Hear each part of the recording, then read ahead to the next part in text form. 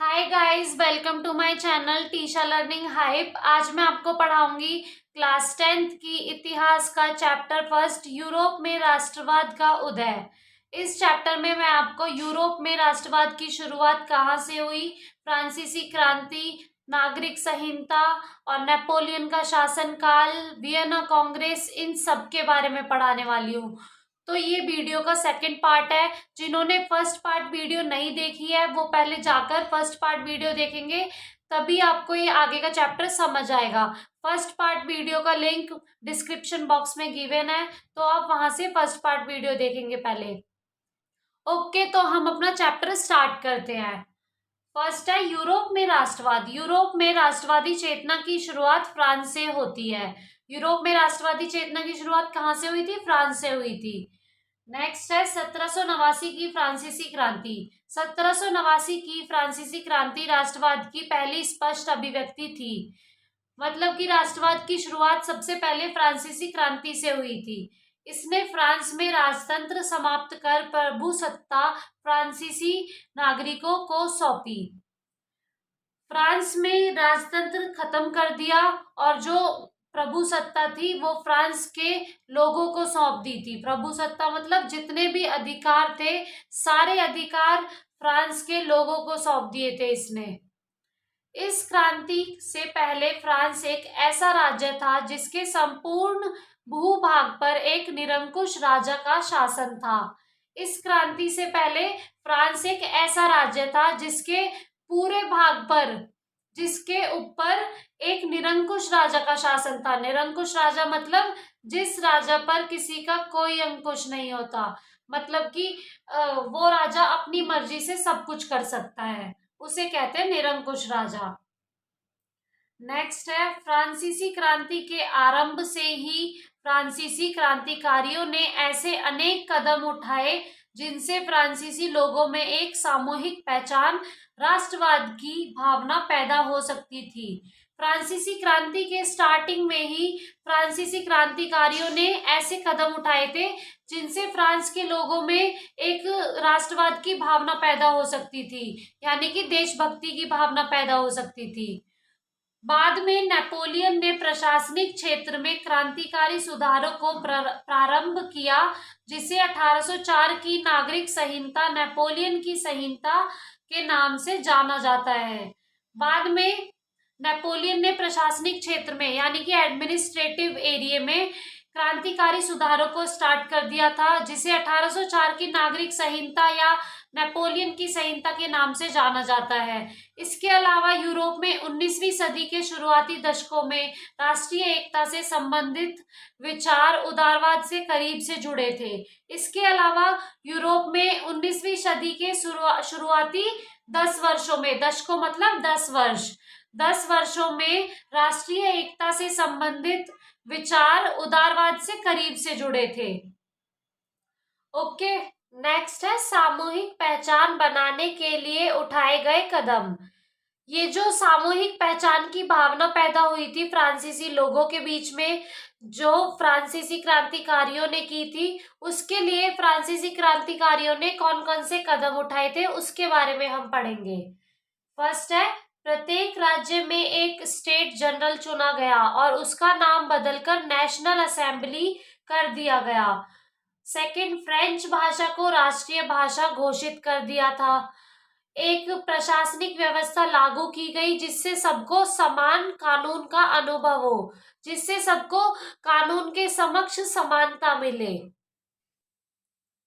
Fourth है आंतरिक आयात निर्यात सीमा शुल्क समाप्त कर दिया गया और भार तथा माफ की एक समान व्यवस्था लागू की गई। फिफ्थ है स्कूल और कॉलेज की छात्राओं द्वारा भी समर्थन के रूप में क्लब का गठन किया गया, जिसका नाम दिया गया जैकोबिन क्लब। जैकोबिन क्लब के बारे में मैं आपको आगे पढ़ाऊंगी। लास्ट है फ्रांस की आर्मी को समर्थन के तौर पर हर विदेशी क्षेत्र में भेज दिया गया, जिससे राष्ट्रवादी भावना और बढ़ती चली गई।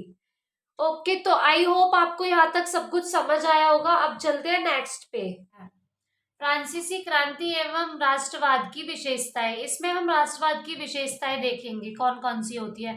ये क्वेश्चन बहुत इंपॉर्टेंट भी है क्योंकि ये एग्जाम में भी पूछा जा सकता है, तो इसको आप अच्छे से याद करेंगे। फर्स्ट है संविधान आधारित शासन, वहां पे संविधान के आधार पर शासन किया जाएगा।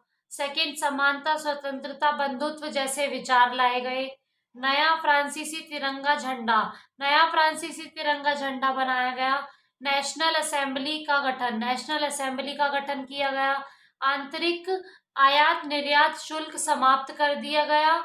माप तोल की एक समान व्यवस्था कर दी गई। और फ्रेंच को राष्ट्र की साझा भाषा बनाया गया, फ्रेंच को राष्ट्र की साझा भाषा बनाया गया।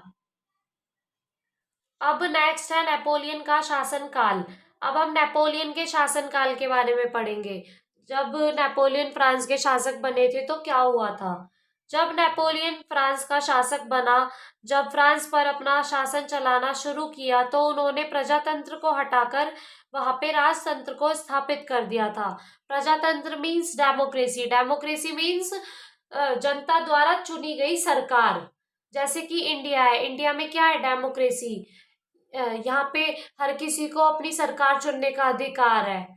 और राजतंत्र, राजतंत्र मीन्स मोनार्की, जहां पे सिर्फ एक राजा का शासन हो। सेकंड है नेपोलियन के समय ही व्यापार, आवागमन एवं संचार में बहुत ज्यादा विकास हुआ। जब फ्रांस में नेपोलियन का शासन था, जब नेपोलियन फ्रांस के शासक थे, तभी वहां पे व्यापार में डेवलपमेंट हुई थी। थर्ड है राष्ट्रवादी विचार को बांटने के लिए उन्होंने कुछ क्षेत्रों में कब्जा कर लिया था और कर को बढ़ा दिया था, मतलब टैक्सेस बढ़ा दिया था। और जबरन भर्ती जैसे अनेक कानून व्यवस्था स्थापित कर दी थी। जबरन भर्ती मीन्स उन्होंने लोगों को जबरदस्ती आर्मी में भर्ती करवा दिया था। अब हम पढ़ेंगे 1804 की नेपोलियन संहिता के बारे में, नागरिक संहिता के बारे में। इसे 1804 में लागू किया गया था। इसने जन्म पर आधारित विशेषाधिकारों को समाप्त कर दिया था। इसने न केवल न्याय के समक्ष समानता स्थापित की, बल्कि संपत्ति के अधिकार को भी सुरक्षित किया था। अब हम 1804 की नागरिक संहिता की विशेषताएं पढ़ेंगे। नागरिक संहिता की विशेषताएं क्या क्या थी। फर्स्ट, जन्म पर आधारित विशेषाधिकारों की समाप्ति। सेकंड, कानून के सामने समानता एवं संपत्ति के अधिकार को सुरक्षित किया गया। थर्ड, प्रशासनिक विभाजनों को सरल बनाया। फोर्थ, सामंती व्यवस्था को समाप्त किया गया। किसानों के दासत्व और जागीरदारी शुल्कों से मुक्ति। लास्ट है शहरों में कारीगरों के श्रेणी संघों के नियंत्रणों को हटा दिया गया। ओके, तो आई होप आपको यहाँ तक सब कुछ समझ आया होगा। नेक्स्ट है जागीरदारी। जागीरदारी क्या है। इसके तहत किसानों, जमींदारों और उद्योगपतियों द्वारा तैयार सामान का कुछ हिस्सा कर के रूप में सरकार को देना पड़ता था। जैसे कि जो किसान होते थे, जमींदार और उद्योगपति होते थे, वो सामान के कुछ हिस्से को टैक्स के रूप में, कर के रूप में सरकार को दे देते थे। नेक्स्ट है रूढ़िवाद। ऐसा राजनीतिक दर्शन जो परंपरा स्थापित संस्थानों और रिवाजों पर जोर देता है और तेज बदलावों की बजाय क्रमिक और धीरे धीरे विकास को प्राथमिकता देता है। रूढ़िवाद मीन्स जो पुरानी परंपराओं को पसंद करते हैं, जिनको नई चीजें पसंद नहीं आती।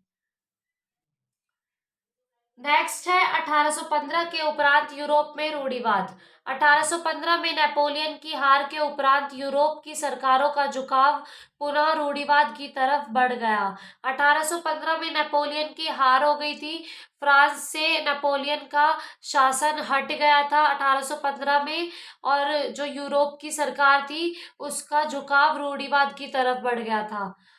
सेकंड, इसके बाद यूरोपीय सरकार पारंपरिक संस्थाएं और परिवार को बनाए रखना चाहती थी। इसके लिए उन्होंने नेपोलियन के समय जितने भी बदलाव हुए थे उन सबको खत्म कर दिया गया, जिसके लिए एक समझौता किया गया जिसका नाम था वियना समझौता या वियना संधि। अब हम वियना संधि के बारे में पढ़ेंगे।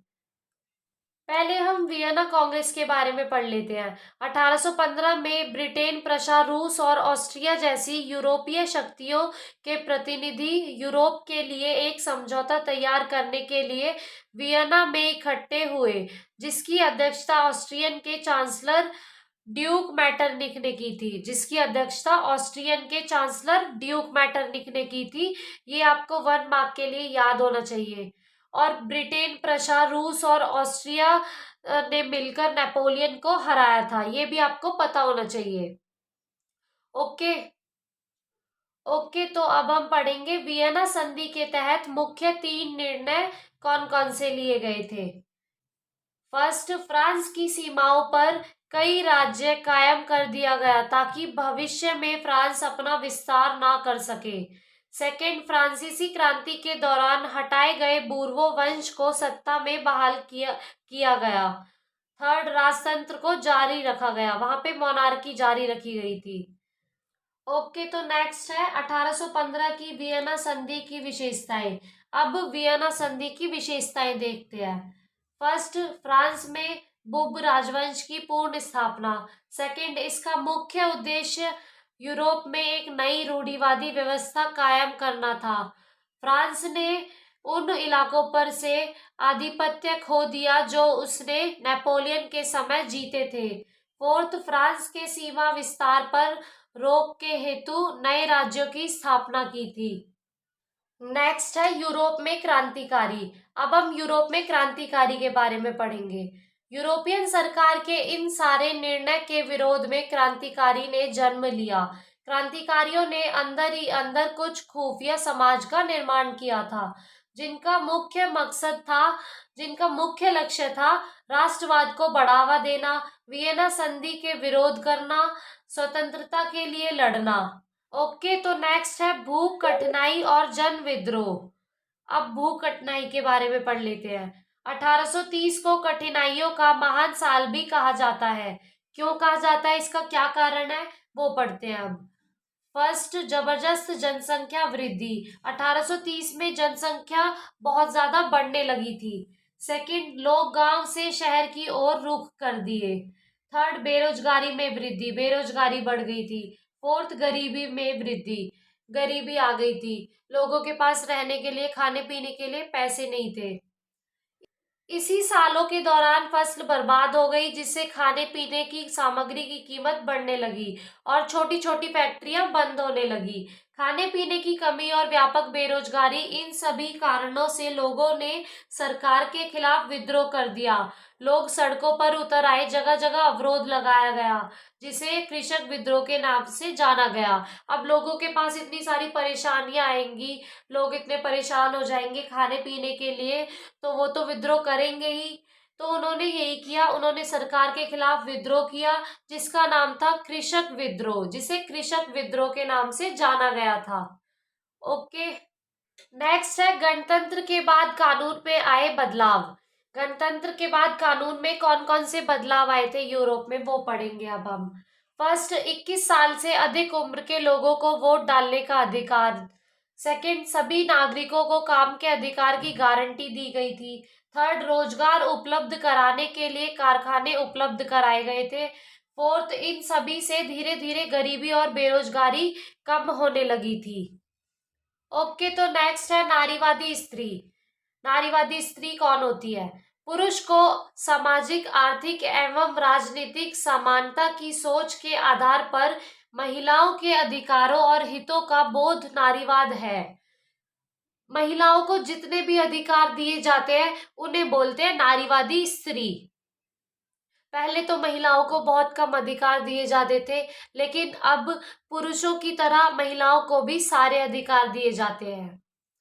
नेक्स्ट है विचारधारा। एक खास प्रकार की सामाजिक एवं राजनीतिक दृष्टि को इंगित करने वाली विचारों का समूह। इंगित मतलब संकेत, इशारा। एक खास प्रकार की सामाजिक एवं राजनीतिक दृष्टि को संकेत करने वाले विचारों का समूह। नेक्स्ट है साम्राज्यवाद।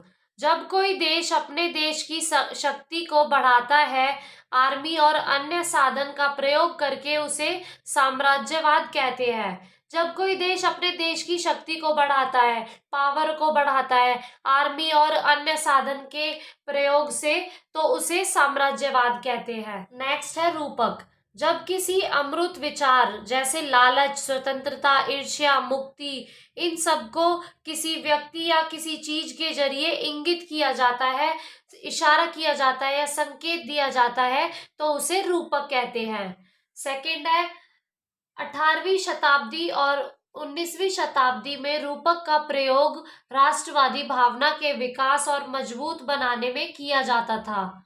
18वीं और 19वीं शताब्दी में रूपक का प्रयोग राष्ट्रवादी भावना को विकास और मजबूत बनाने के लिए किया जाता था।